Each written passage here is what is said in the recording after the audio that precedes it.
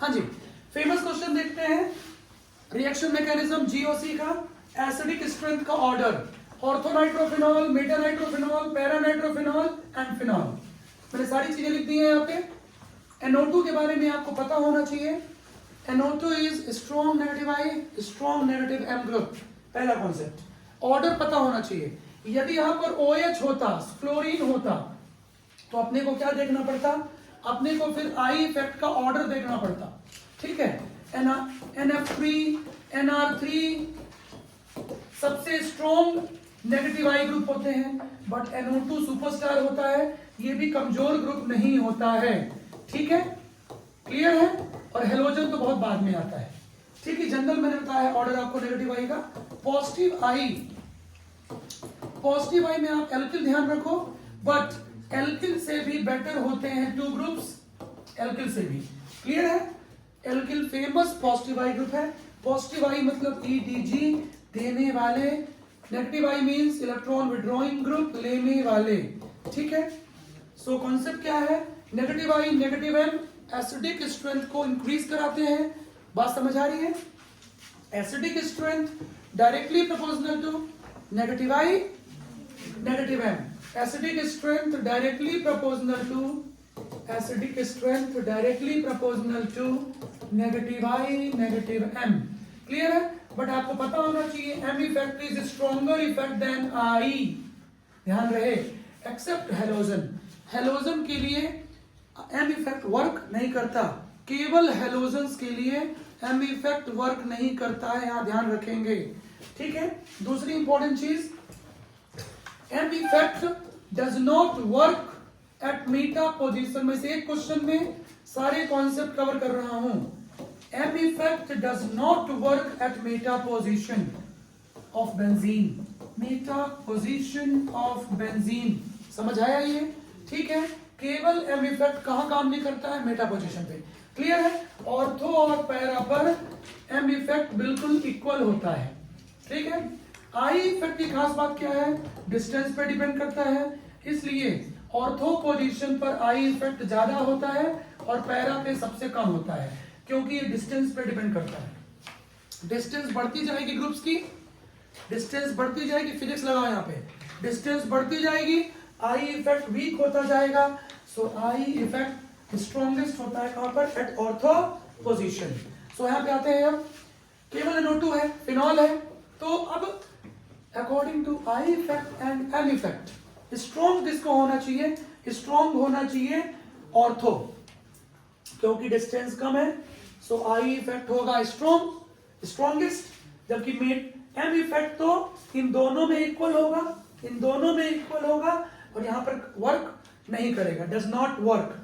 सो इसकी acidic strength M effect पे depend नहीं करेगी। बात समझ आ गई? सो आंसर ए होना चाहिए, ऑर्थोनाइट्रोफिनॉल, बट नहीं होगा, क्योंकि यहां पर एक और कंसेप्ट है। कंसेप्ट ये है, जब भी दो ग्रुप नियर हो किसी मॉलिक्यूल के अंदर, दो एटम या दो ग्रुप, तो उनके बीच क्या बन जाता है? Hydrogen bond, intra molecular hydrogen bond, intra molecular hydrogen bond. समझ आ रहा है?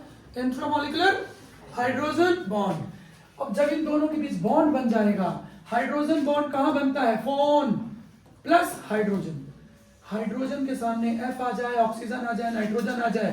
क्लियर है? कियारा आडवाणी, कृति सेनन, श्रद्धा कपूर, तो हाइड्रोजन चिपक जाता है इनसे। क्लियर है? सबसे स्ट्रॉन्ग कौन बनाता है? फ्लोरीन। बात समझ में आ गई क्या? बोलो, क्लियर है? सो यहां पर FOM का चक्कर नहीं है। क्लियर है? केवल अपने को क्या देखना है कि इनके बीच क्या बन गया? Hydrogen bond. अब ब्रॉन्स्टेन लॉरी थ्योरी क्या बोलती है कि जो इजीली H+ रिलीज करेगा वो होगा स्ट्रॉन्गेस्ट एसिड। भैया इनके बीच प्रेम मोहब्बत हो गया, लफड़ा हो गया, प्रेम मोहब्बत हो गया, तो ये जो NO2 है इसके H+ को रिलीज नहीं होने देगा। क्लियर है? H+ को रिलीज नहीं होने देगा। समझ आ गया? H+ को रिलीज नहीं होने देगा, तो इसकी एसिडिक स्ट्रेंथ इन दोनों इफेक्ट के बावजूद, इसके पास दो हैं, इसके पास दो इफेक्ट हैं, उसके बाद हाइड्रोजन बॉन्डिंग इसकी एसिडिक स्ट्रेंथ को कम कर देगा। क्लियर बात है? मेटा पे तो M इफेक्ट है ही नहीं, केवल I इफेक्ट है, इस पे दोनों हैं, लेकिन इसमें आई इफेक्ट वीकेस्ट होगा, नोट कर लेना, क्योंकि डिस्टेंस ज्यादा है और इस पे हाइड्रोजन बॉन्ड नहीं बनेगी। इसमें आई इफेक्ट वीक है। आई इफेक्ट वीक होने से क्या होना होगा, ये कम एसिडिक होना चाहिए, लेकिन हाइड्रोजन बॉन्ड इसमें नहीं है, क्योंकि दोनों ग्रुप्स के बीच डिस्टेंस क्या है, बहुत ज्यादा। डिस्टेंस क्या है, बहुत ज्यादा। डिस्टेंस ज्यादा, दूरी बढ़ने से क्या होता है, प्रेम मोहब्बत नहीं हो पाता है, ये बताइए आप लोगों को। ठीक है, बात समझ आ रही है? प्रेम मोहब्बत कब आता है, पास होने से। ठीक है, तो ये होगा मोस्ट एसिडिक। सो ये एक्सेप्शनल प्रॉब्लम है। सो एसिडिक ऑर्डर होगा पैरा नाइट्रोफिनॉल, देन आएगा कौन, बोलो, ऑर्थो नाइट्रोफिनॉल। बट मेटा वाला जो कंपाउंड है, मेटा वाला, कुछ लोग इसको आंसर बोलेंगे कि इसमें नेगेटिव आई नेगेटिव एम दोनों है, ये ज्यादा एसिडिक होना चाहिए क्योंकि डिस्टेंस कम है कंपैरेटिवली पैरा से, लेकिन इस पे एम इफेक्ट नहीं काम कर रहा है। नेगेटिव एम भी तो एसिडिक स्ट्रेंथ को बढ़ाता है, तो इस पे एम इफेक्ट काम नहीं कर रहा है। सो ये क्या होगा, लेस एसिडिक। क्लियर है, ये बात समझ में आ गई? जबकि इसमें एम इफेक्ट काम करेगा, एम इफेक्ट डिस्टेंस पर डिपेंड नहीं करता। क्लियर है, बात समझ आ रही है? तो एम इफेक्ट तो इन दोनों में इक्वल है, आई का डिफरेंस है। बात समझ में आ गई है? क्लियर। और डी में तो कोई ग्रुप नहीं है, सो ऑर्डर होगा para nitrophenol, PNP, most acidic. Clear है?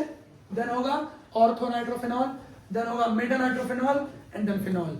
ये ग्रेटेस्ट क्वेश्चन है फिनॉल का। क्लियर है? मेसोमेरिक इफेक्ट, आई इफेक्ट, इसमें सारे कवर हो जाते हैं। थैंक यू, जय श्री कृष्ण।